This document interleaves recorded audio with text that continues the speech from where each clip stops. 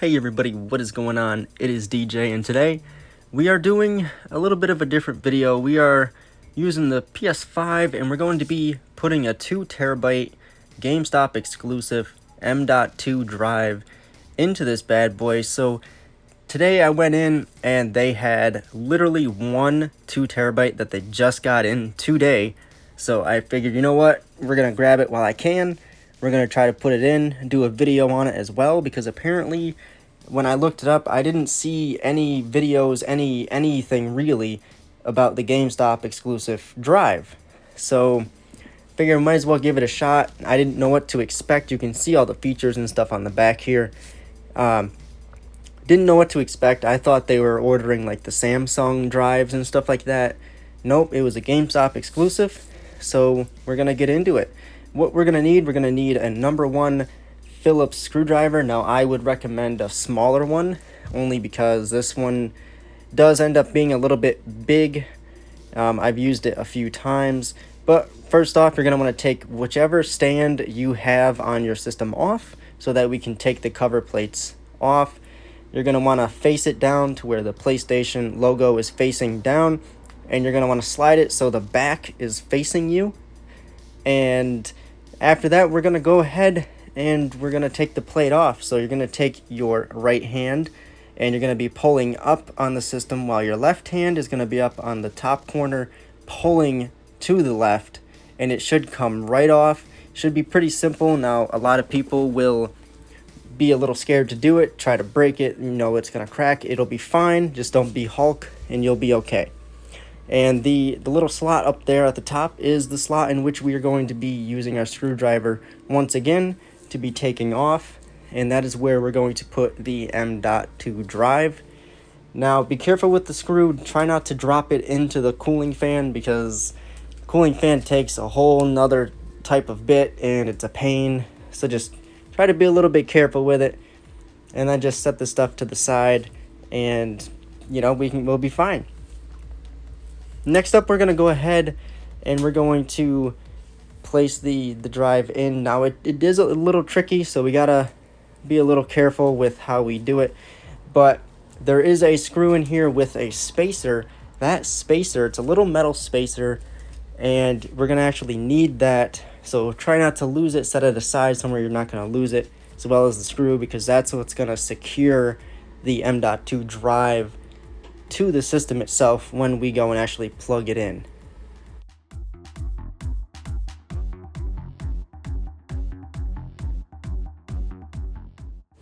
Alrighty, and here we go. So as you can see, it is just a little guy, so try not to lose it. I'm sure you can probably buy more somewhere, but I would just be a little careful with it. So I'm going to set it there, and now we're going to take the drive out of the box. I mean, simple as that. So we're going to go ahead and cut this bad boy open, and it does weigh a little bit, I won't lie. So hopefully we'll see how it goes. I don't know, it weighs a lot more than what I'd expect. Alright, so we got some instructions, not that we're gonna actually read that. So yeah, there's that. You can just toss them. Comes with a little screw, I see that. The drive itself, out of the box and everything, it's got some weight to it. It does. It's a small one, but it's got some weight. Alrighty, so I did move the system around, did a complete 180 on it so that I could actually get a little bit more of eyesight into where the drive is gonna go. But we're gonna kind of tilt the drive at an angle, kind of like a 45-ish, and we're gonna kind of place it in there as firmly as we can. And then afterwards, we are going to then push down and it should put it in. But it's not 100% secure until we take the wonderful screw and we go ahead and screw this bad boy in and secure it. So we are going to use that spacer. So the spacer goes wherever your drive kind of touches. There's screw holes there, so you can't really miss it too much. But after this, we're going to put the cover plates back on.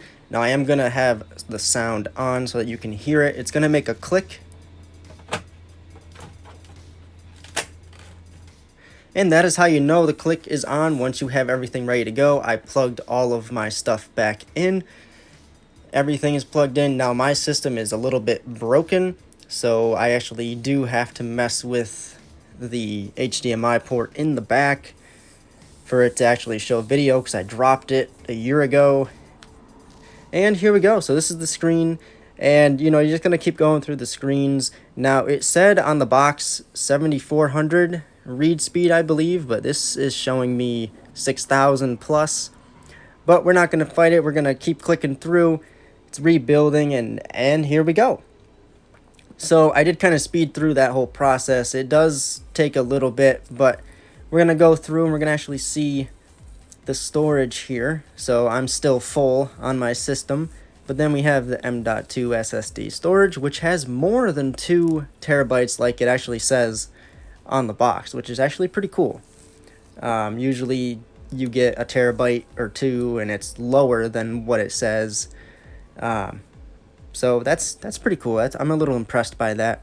So we're gonna try a game here.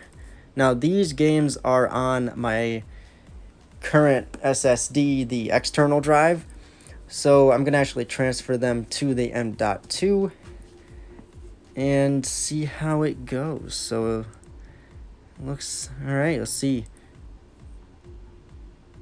Yeah, so roughly, so it goes between 100 to 150, sometimes 200 megabytes per second, moving from the external hard drive.